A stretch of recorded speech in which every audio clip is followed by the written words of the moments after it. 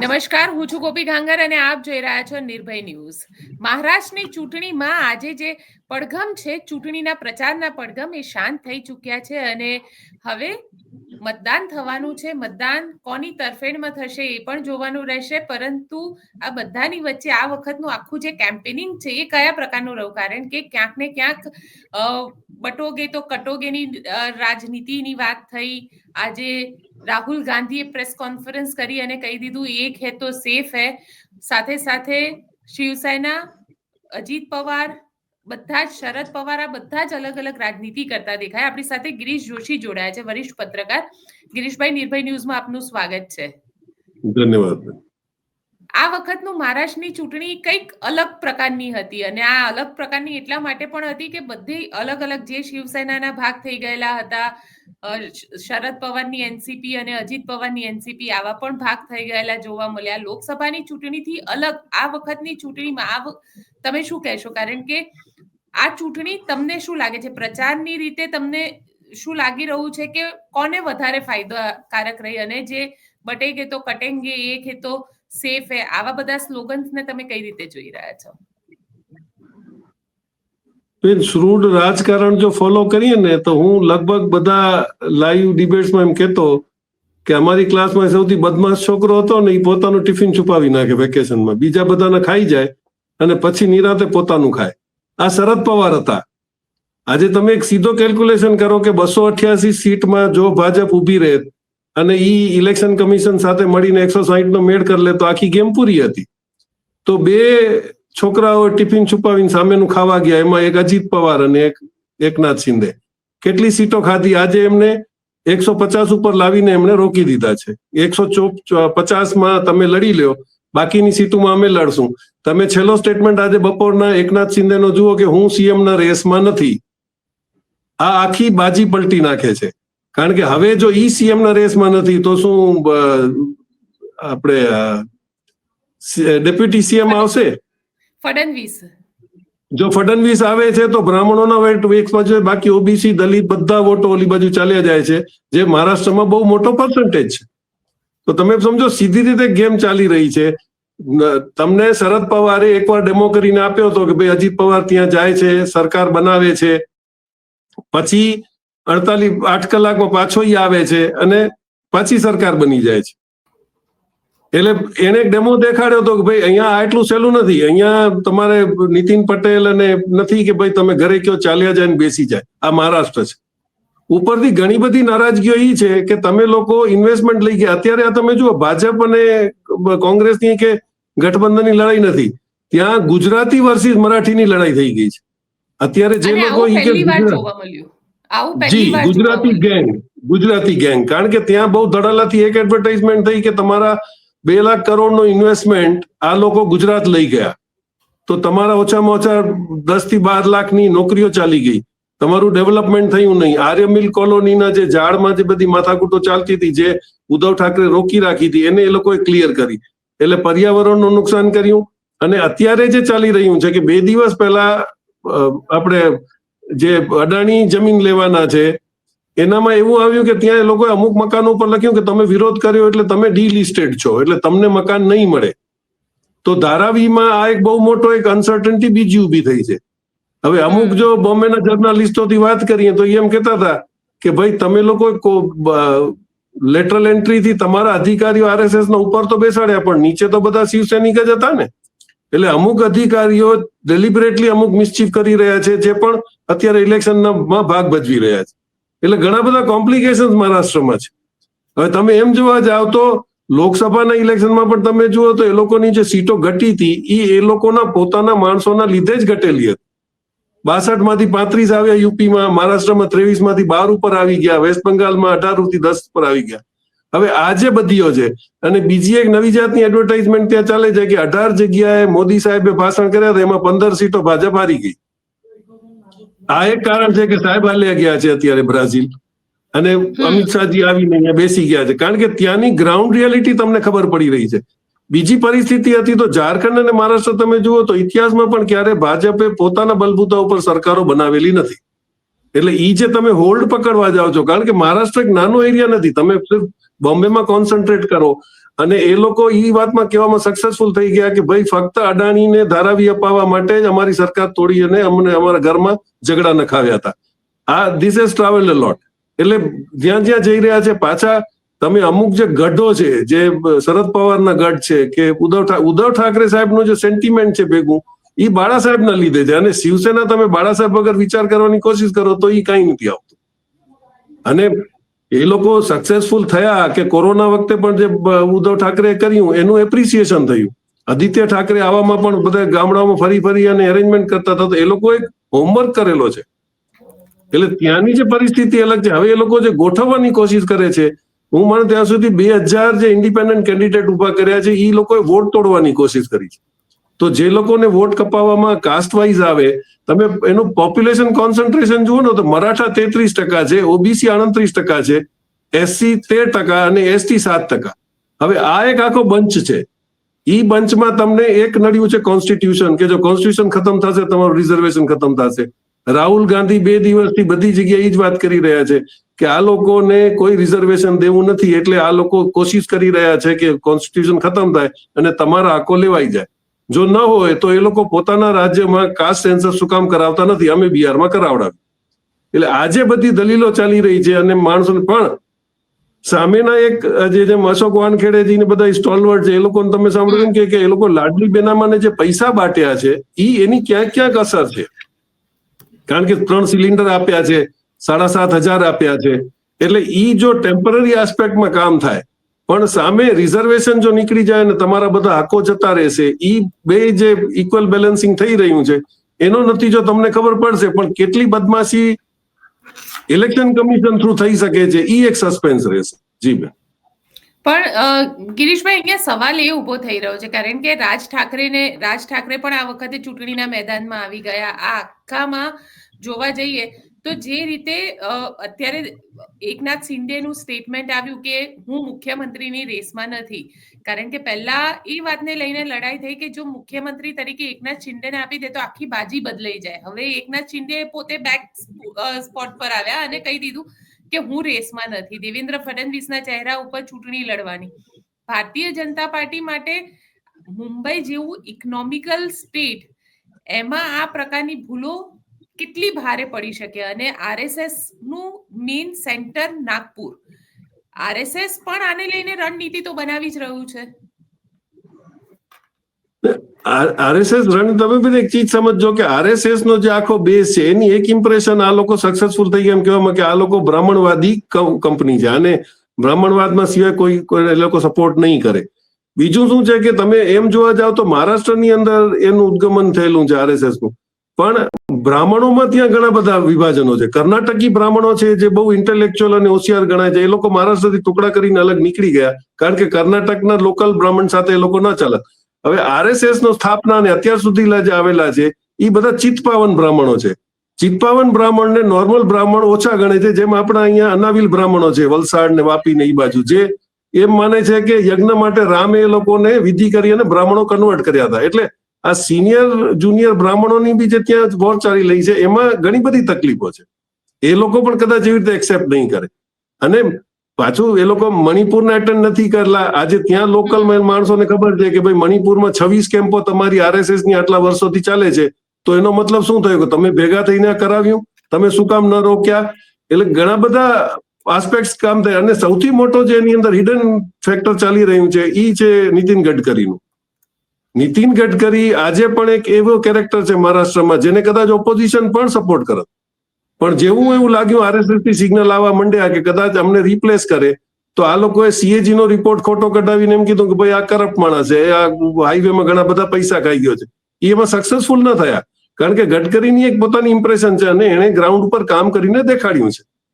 ગડકરીનું શિવસેનામાં પણ એટલો જ હોલ્ડ છે.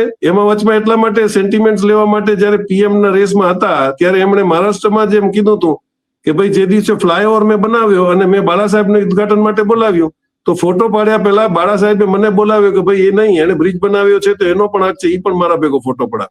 તો કે શિવસેનાની માનસિકતા એમ કરીને એને ઇન્ડાયરેક્ટલી શિવસેનાની ફેવર કરી નાખી છે. એટલે આ એક ફેક્ટર હિડન જે છે એ મહારાષ્ટ્ર સેન્ટિમેન્ટમાં જઈ રહ્યું છે. શિવાજી મહારાજનું પૂતળું પડી જવું इन्वेस्टमेंट ત્યાં જાઉં, એટલે હવે ત્યાં જે બધા એક જ કહે છે કે ગુજરાતી લોકો કો મહારાષ્ટ્ર લૂંટને નહીં દેંગે. એટલે હવે આજે આ લોકલ લેવલ ઉપર જે વોર આવી ગઈ છે એમાં રિસેન્ટલી આપણને ખબર હોય તો મીરા રોડમાં કે ક્યાંક એવો ઇસ્યુ થયો હતો કે કોક મહારાષ્ટ્રીયન લેડી ગુજરાતી કોલોનીની અંદર નીચે ઘર લેવા ગઈ જ્યાં એને બ્યુટી પાર્લર ચાલુ કરવું હતું, એને લોકો કાઢી મૂકી. એમાં પછી બહુ બબાલ થયો. ઓ લોકો ના બહાર ના પછી એ લોકો માફી માંગીને બધા. પણ આજે નાના નાના જે ફેક્ટર્સ છે ને મહારાષ્ટ્રમાં બહુ કામ, કારણ કે ત્યાં મહારાષ્ટ્ર અસ્મિતા જ ચાલે છે. ગુજરાતની જેમ પૈસા નથી ચાલતા. તમે કોકને પરચેઝ કરી લ્યો, કોકને બિઝનેસ આપો તો એ તમારો ચેલો થઈ જાય, ત્યાં એવું નથી હોતું. એટલે જ ડર છે કે લાડલી બેનામાં જે તમે પૈસાને આપ્યા છે પણ સામે જે નરેટિવ ચાલે છે કે હમણાં તો કોર્ટે ના પાડી દીધી કે 3 મહિના પછી તમને પૈસા નહીં મળે, આ મિસફાયર થયું છે. અને હવે એ મેસેજ બધે જઈ રહ્યા છે. પણ હજી પણ એવું ગામડામાં માની રહ્યું છે કે ઓપોઝિશન હજી એટલું સ્ટ્રોંગલી રેકમેન્ડ નથી કરતું. પણ આ લોકો આરએસએસ ના કેડરના માણસો ગામે ગામ જઈને લેડીઝોની મિટિંગ બોલાવીને એમ કહે છે કે આ તો અત્યારે સરકાર કોર્ટ જે પણ કહેતી હોય અમે તમારે ભલા માટે ઈચ્છીએ છીએ, અમે તમને આટલા આપશું ને ઓટલા આપશું. સામે મહાગઠબંધને પણ રિલીઝ કરેલા છે. હવે કેટલો એના પર વિશ્વાસ આવે છે એ જોવાનું રહેશે. જી પણ ગિરીશભાઈ, અહીંયા સવાલ એ આવી રહ્યો છે કે રાહુલ ગાંધી પહેલા તો મહારાષ્ટ્રની ચૂંટણીમાં સતત એકદમ લેટ કેમ્પેનિંગ એમને શરૂ કર્યું. એ વાયનાડમાં બિઝી હતા. કેમ્પેનિંગ શરૂ કર્યું અને પછી એમનું જે કેમ્પેનિંગ ઓવરઓલ તમે જોવા જાવ તો કોંગ્રેસના કેમ્પેનિંગને શું કહેશો? કારણ કે કોંગ્રેસ તો વધારે ફોર્મમાં હતું કે લોકસભાની ચૂંટણીમાં સારું, એમનું ખૂબ સારું પરફોર્મન્સ હતું. અને હવે જ્યારે વિધાનસભા આવી રહી છે તો આ વિધાનસભાની ચૂંટણીની અંદર પણ રાહુલ ગાંધી એકદમ ફૂલ ફોર્મમાં દેખાયા. કારણ કે જે રીતે બટેંગે તો કટેંગે, એક હે તો સેફ હે, જે કોંગ્રેસ પોતાની વાત કરવા માંગતી હતી, પોતાનો જે એજન્ડા બનાવવા માંગતી હતી, ક્યાંક ક્લિયર દેખાઈ. ના, અત્યારે તો એ થશે કે તમે જે ભાજપ જે નરેટિવ આપી રહ્યું છે એનું તમારે કાઉન્ટર જ કરવું પડશે. હવે તમારે કોઈ પોલિસી ડિસિઝન કે પ્રોમિસ લેટર આપવાના કોઈ જગ્યા તમારી પાસે છે નહીં. તો એ કહે તું સેફ એટલે ભાઈ એક જ જણો સેફ છે અને એ મોદી સાહેબ કહી ગયા કે એ ગૌતમ અદાણી સેફ છે, બાકી બધા કોઈ સેફ નહીં રહ્યો. તો એ લોકો હવે નરેટિવને કાઉન્ટર કર્યા સિવાય બીજું કોઈ કામ નથી અને એ જ કરી રહ્યા છે. તમે એક ચીજ સમજો કે આજે એ લોકો પાસે જે પ્રોપોગન્ડા મશીન છે, ઇલેક્શન કમિશન છે, હવે તો કોર્ટો પણ આપ માની શકો કે એ લોકો ભેગી છે. તો આવી હાથ બાંધેલી પરિસ્થિતિમાં તમને લડવું હોય ત્યારે તમને મહેનત તો કરવી પડશે. અને કોંગ્રેસમાં અત્યારે જો તમે જોવા જાવ તો બાય ડિફોલ્ટ વોટ મળશે. આ લોકો અત્યારે પબ્લિક એમ કે છે કે ગમે એવા હતા કોંગ્રેસ જે કરતી હતી પણ અમે કમસે કમ શાંતિથી જીવતા હતા. અમે શું ખાશું, અમે શું પહેરશું, અમે ક્યાં બોલશું ક્યાં નહીં બોલી, બધું નક્કી સરકાર ન કરતી અને સાથ હતો. હવે આમાં મોટો એડવાન્ટેજ શું થઈ રહ્યું છે કે મુસ્લિમ કોન્સન્ટ્રેટેડ જે વોટ્સ છે, તમે જુઓ કાસ્ટ પર્સન્ટેજમાં અત્યારે જે સર્વેમાં લાસ્ટ ટાઈમ જે લોકો ફિગર કાઢ્યા એમાં અપર ક્લાસ અને મરાઠા ઈ બે મળી અને લગભગ 70-75% થતા હતા જે બીજેપીના ફેવરમાં હતા. જરાંગેના આવ્યા પછી અને ઓચિંતા હટી જવા પછી ઈ 46% વિડ્રો થઈ ગયા છે મરાઠામાંથી. એમાં તમે માનો કે 50% બી જાય છે તો ગેમ ઓવર થઈ ગઈ છે. કારણ કે મહાવિકાસ આઘાડીમાં ત્યારે 38% મહાવિકાસ આઘાડીના હતા અને 58% અપર ક્લાસના યુવતી ભેગા હતા. એમાં ડિસ્પ્યુટ પડે છે.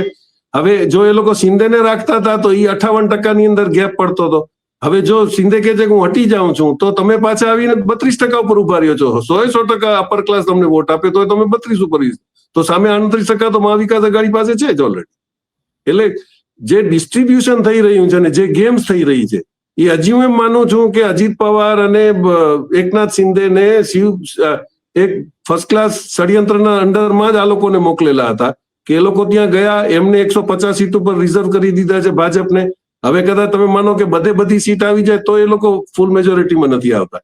અને ખરીદવા લેવાની પ્રક્રિયા જે હતી, એક તમે સમજી લેજો કે જો વેસ્ટ બેંગાલમાં તમે ન જીતી શક્યા એનું કારણ એ હતું કે લોકલ એડમિનિસ્ટ્રેશન તમારા સાથે નથી. આ લોકો ગેમ ત્યાં જ કરી શકે છે જ્યાં લોકલ એડમિનિસ્ટ્રેશન એમાં ભેગું છે. આપણે ગુજરાતમાં ઘણા બધા સેન્ટરોમાં જોયા તો ઈ પોઝિશન ત્યાં નથી. કારણ કે પોલીસ ડિપાર્ટમેન્ટમાં તમે જુઓ કે શુક્લાને તમે રાખી પછી તરત જ એનો વિરોધ થયો કે ભાઈ આ ફોન ટેપિંગ કરતી હતી તો તમને પ્રેશરમાં આવીને હટાવવું પડ્યું.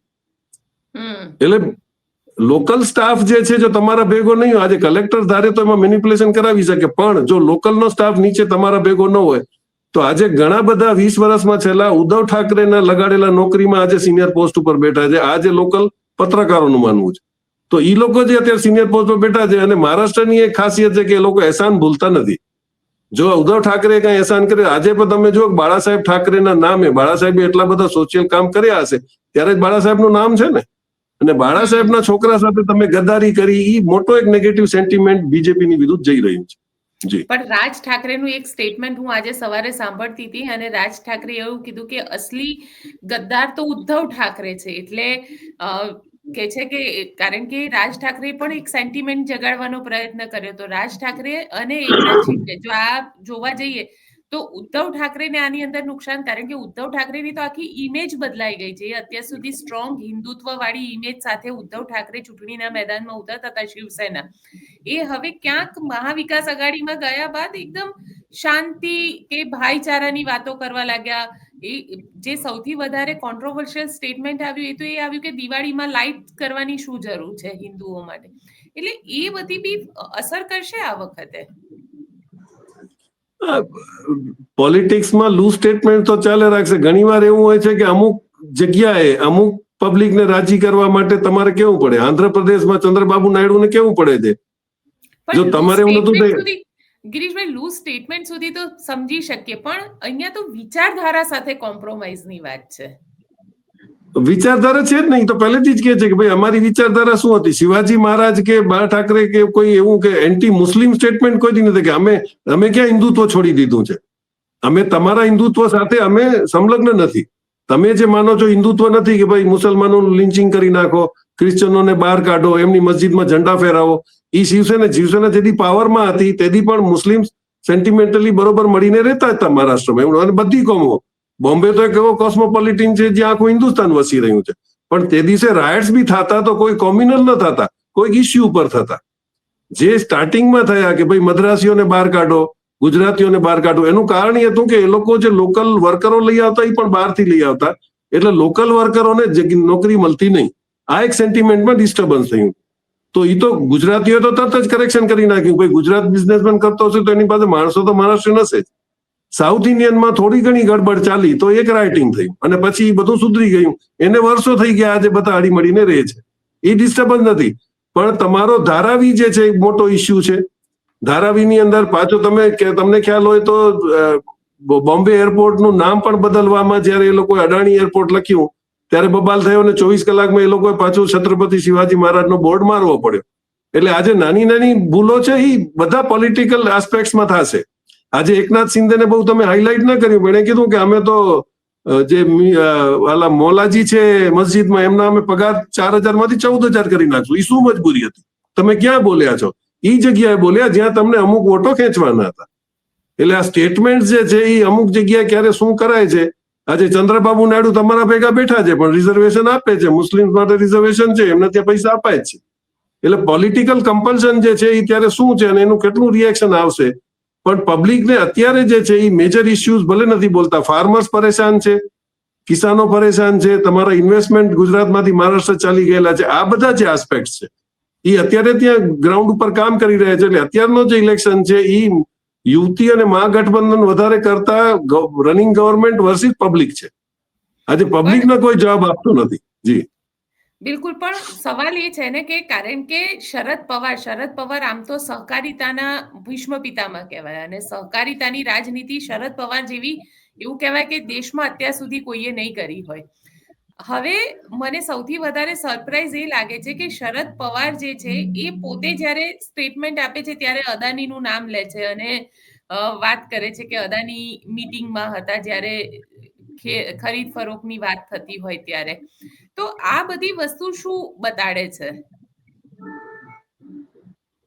તમે માનો કે આજે બોમ્બેના ગ્રાઉન્ડ લેવલ ઉપર તમે જુઓ તો અડાણી એક સિંગલ કિંગ નથી. ત્યાં મુકેશ અંબાણી પણ બેઠો છે, ત્યાં ફિલ્મ ઇન્ડસ્ટ્રી પણ બેઠી છે, જેના માટે એક ફિયર ફેક્ટર ત્યાં ઉભું કરવામાં આવ્યું લોરેન્સ બિશ્નોઈના નામનું. એટલે આ બધી ગણતરીઓ કન્સિડરેશનમાં તો લેવાતી જ હશે ને. આજે તમારી ગણતરી એ હોય કે સરકાર ના આવે તો લોરેન્સ બિશ્નોઈ આપણે ફિલ્મ ઇન્ડસ્ટ્રી અને બિઝનેસમેન પાસેથી પૈસા ઉગાવીને કરશે, જે ગુજરાત મોડલ હતું જ આપણે જાણીએ છીએ. એટલે તમારે જો કારણ કે એમને કંટ્રોલ લેવો છે મહારાષ્ટ્ર અને બોમ્બેનો ફાઇનાન્સ ઉપર. સરકાર તો અમે મિલીજુલી જવાની છે. તમારી 164માં તમારી સરકાર બનવાની પરિસ્થિતિ છે નહીં. તો આજે બધા ફેક્ટર્સ કામ કરી રહ્યા છે. આજે ભલે ઉદ્ધવ ઠાકરે આપણે કાંઈ પણ બોલતા હોય, પણ બેઝિકલી મહારાષ્ટ્ર અસ્મિતાની જ્યાં વાત આવશે ને ત્યાં બધા ફરી જશે, એ 100% શ્યોર છે. તો તમે ખાલી બોમ્બે ને આખું મહારાષ્ટ્ર ગણો એવું નથી. રિમોટ મહારાષ્ટ્રની અંદર મરાઠા સેન્ટિમેન્ટ છે, વિદર્ભ છે. વિદર્ભને આજે તમે જે પ્રોમિસ કર્યું હતું કે અમે વિદર્ભમાં ઘણું બધું કામ કરશું, વિદર્ભની પરિસ્થિતિ આજ બી છે. આજે તમે જુઓ તો બારામતીમાં પ્રતિભા પવાર, આપણે શરદ પવારના વાઇફ અને એમની પોત્રી, એ ટેક્સટાઇલ મિલની અંદર જાય છે, એમને 1 કલાક સુધી બહાર ઉભા રાખી દેવામાં આવે છે. આ કોણ કરી રહ્યું છે? આ નેગેટિવ સેન્ટિમેન્ટ અત્યારે ત્યાં બારામતીમાં હોવાપો થઈ ગયો છે કે ભાઈ તમે હિંમત કેમ કરી કે શરદ પવારના વાઇફને આટલે મોટી ઉંમરના એમની પોતી સાથે તમે 1.5 કલાક સુધી ટેક્સટાઇલ મિલની બહાર ઉભા રાખેલા છે, એ મળવા જતા. એટલે આ નાના નાના ચીજો છે ને, એ મહારાષ્ટ્ર સેન્ટિમેન્ટમાં બહુ બધા કામ કરી રહ્યા છે, જે કદાચ આ ગુજરાત લોબીને ખબર નહોતી. ત્યાં નાની નાની આવા ટ્રિપલ્સ હજી 2 દિવસમાં ઘણા બધા થશે, મારામારીઓ થશે, ગાળાગાળી થશે, અમુક સ્ટેટમેન્ટ નેગેટિવ અપાશે, એનું પાછું રિએક્શન જોવાશે. આ પોલિટિક્સ છે. એટલે મહારાષ્ટ્ર પોલિટિક્સ તમારા ઇન્ડિયન પોલિટિક્સથી ઘણું બધું અલગ છે. જો એની સ્ટડી કર્યું હોત તો આ ભૂલ આ લોકોએ ન કરી હોત. જી. પણ ગિરીશભાઈ, અહીંયા હવે તમને એ સવાલ પૂછી લઉં, કારણ કે પ્રધાનમંત્રી નરેન્દ્ર મોદી અત્યારે આઉટ ઓફ ઇન્ડિયા છે, બ્રાઝિલની અંદર પહોંચેલા છે, સાથે સાથે અમિત શાહ આજથી ગુજરાતમાં છે. આ છેલ્લા 48 કલાક ચૂંટણી માટે ખૂબ મહત્વપૂર્ણ કહેવાય. અને એવામાં ભારતીય જનતા પાર્ટીના 2 દિગ્ગજ નેતાઓની એબ્સન્ટ શું સંકેત આપી રહી છે? મને એટલું સમજ પડે છે કે આપણે તો સ્કૂલમાં તેથી બંક મારતા જેથી હોમવર્ક ન કર્યો હોય. હવે ખબર પડી કે હોમવર્ક તો બરોબર થયો નથી, તો સ્કૂલ જઈને કરશું. કારણ કે ત્યાં પરિસ્થિતિ તમે જો એક્ઝેક્ટલી આ ટાઈમ ઉપર આજે સ્ટેટમેન્ટ કરે છે એકનાથ શિંદે કે હું સીએમ નો કેન્ડિડેટ નથી. હવે આ તમે જો આનો અરેન્જમેન્ટ કેવી રીતે તમે બદલાવશો?